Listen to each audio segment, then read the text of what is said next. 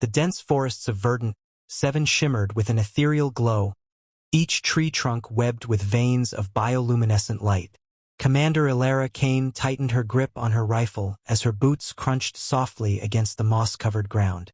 Behind her, the rest of the expedition team followed, their advanced exosuits humming faintly. The mist curled around their legs, whispering through the forest like a sentient entity. "Energy readings are spiking again, Commander," said Dr. Marin Zhao, the team's linguist and xenobiologist. Her voice crackled through the comms. "It's coming from less than a kilometer ahead. Whatever's generating it, it's huge. Keep scanning," Ilara replied, her voice steady despite the unease gnawing at her. "And stay close. We don't know what's out here." Verdant 7 was uncharted territory, a planet recently flagged by humanity's exploratory fleet for its mysterious energy emissions. Its thick canopy shielded much of the surface from aerial reconnaissance, and the forest was eerily silent. No birds, no insects, only the occasional groan of ancient trees. As they pressed deeper into the forest, the team came to a clearing where the source of the energy readings became apparent. A faint orange glow flickered in the distance, surrounded by shadows that seemed to shift and writhe. "Campfire," suggested Lieutenant Torres, the team's security officer, his hand resting on the grip of his sidearm. "No signs of combustion," Marin countered, studying her tablet. "It's biological. Pulsing light, like a heartbeat." Ilara signaled for the team to halt. "Spread out, but stay within sight of each other. And no sudden moves." The clearing opened into a scene unlike anything they had encountered before. Dozens of small, segmented creatures sat in a semicircle around the glowing orange light. Each one was about half a meter long, with plump, caterpillar-like bodies covered in soft fur. Their large, round eyes glinted with curiosity, and their antennae twitched rhythmically, emitting pulses of bioluminescent light. "They're adorable," Marin whispered, a grin spreading across her face. "Adorable or not, we don't know if they're friendly," Torres muttered, his weapon half raised. One of the creatures broke away from the group and began to approach. It moved in an undulating rhythm, its antennae glowing with a soft, calming blue. The rest of the creatures watched silently, their bodies still except for the subtle rise and fall of their breathing. Ilara knelt slowly, her helmet's visor retracted to reveal her face. "Let it come," she said quietly, holding up a hand to stop Torres from intervening. The creature stopped a few meters away, tilting its head as if studying her. Then, with deliberate slowness, it emitted a series of melodic hums. The sound was soothing, almost hypnotic, and the light on its antennae shifted through a spectrum of colors, each hue blending seamlessly into the next. "What do you think it's saying?" Ilara asked, not taking her eyes off the creature. "I don't know," Marin admitted, her fingers flying across her tablet. "But it's definitely a language. The tones and colors are coordinated, like a multisensory form of communication." "Fascinating." Ilara extended a gloved hand, palm up. The creature hesitated, its antennae glowing yellow, before inching closer. It brushed against her fingers with what felt like soft velvet. The other creatures in the semicircle began to hum in unison, their lights flickering in harmony. "I think they're welcoming us," Marin said, her voice tinged with wonder. Before Ilara could respond, a low rumble shook the ground beneath them. The creatures froze, their lights dimming as a deeper, more menacing hum resonated through the clearing. "Commander, we've got movement," Torres warned, his voice tense. From the shadows of the forest, a massive figure emerged. It was similar in form to the smaller creatures but scaled up to monstrous proportions. Its segmented body was armored, its antennae crackling with crimson energy. Glowing red eyes locked onto the humans, and a guttural roar echoed through the trees. The smaller creatures scattered, disappearing into the forest. Only the one in front of Ilara remained, its blue glow flickering as if pleading. "Sentinel?" Marin guessed, her voice tight with fear. "Doesn't look happy to see us," Torres muttered, raising his weapon. "Hold fire," Ilara ordered sharply, standing to face the giant creature. She didn't know if it was aggression or a protective instinct, but shooting would escalate things. The sentinel stomped closer, its massive body coiling as if ready to strike. Alara raised her hands slowly, hoping to show she meant no harm. The smaller creature scurried to her side, its light flaring a bright green. The sentinel paused, its red eyes narrowing as it regarded the human and its tiny companion. For a tense moment, the clearing was silent except for the soft hum of the smaller creature. Then, with a final rumble, the sentinel turned and retreated into the forest. Alara let out a breath she hadn't realized she was holding. "Everyone okay?" The team nodded, though their expressions were a mix of awe and fear. "What was that about?" Torres asked, his voice still shaky. "I think it was warning us," Alara said, her gaze lingering on the dark forest where the sentinel had disappeared. She looked down at the small creature beside her, its antennae glowing softly. "And I think we're going to need its help to figure out why." The chapter ends with the team realizing they are in the middle of something far greater than a simple exploratory mission. The matcha caterpillars regrouped at a distance, their tiny bodies huddling in clusters as if drawing strength from one another. The glow of their antennae dimmed, now flickering erratically like nervous pulses. Commander Alara Kane sat on a fallen tree trunk in the middle of the clearing, her team scattered around her in silent contemplation. The Sentinel's warning was still fresh in their minds, its massive presence a stark reminder of the dangers lurking in Verdant 7's shadows. Dr. Marin Zhao broke the silence, her tablet buzzing with data. "Commander, I've been analyzing the patterns from their lights and hums. It's definitely a language. The coordination between sound frequencies and light wavelengths is too precise to be random. So can you translate it?"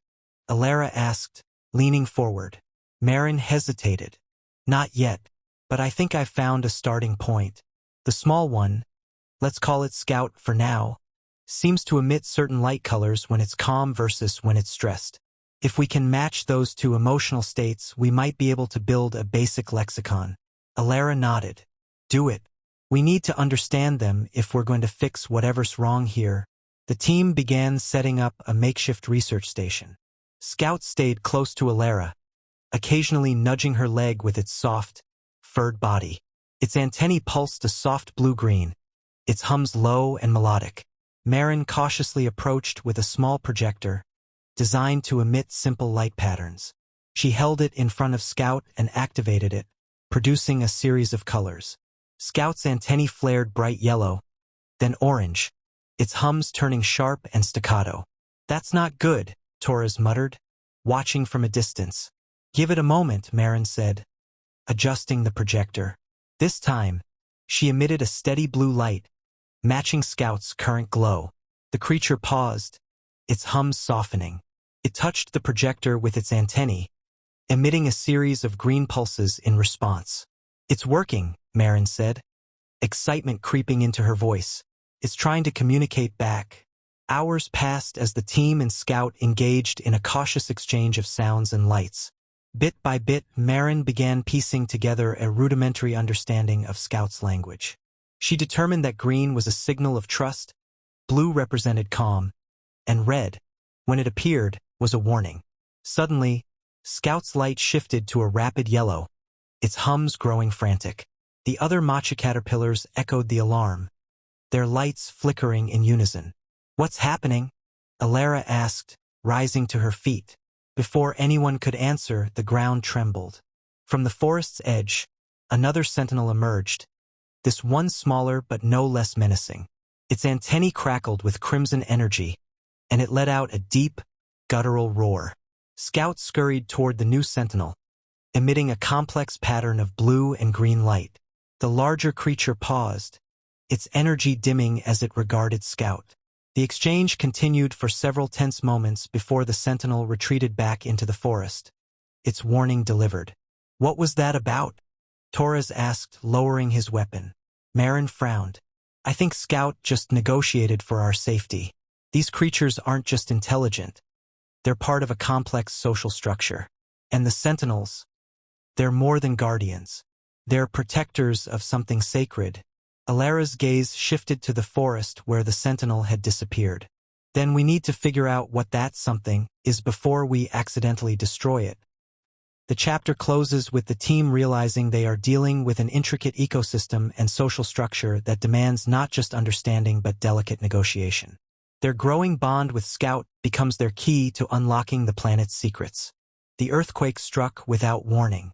The ground beneath the team shifted violently, splitting the dense forest floor with jagged cracks.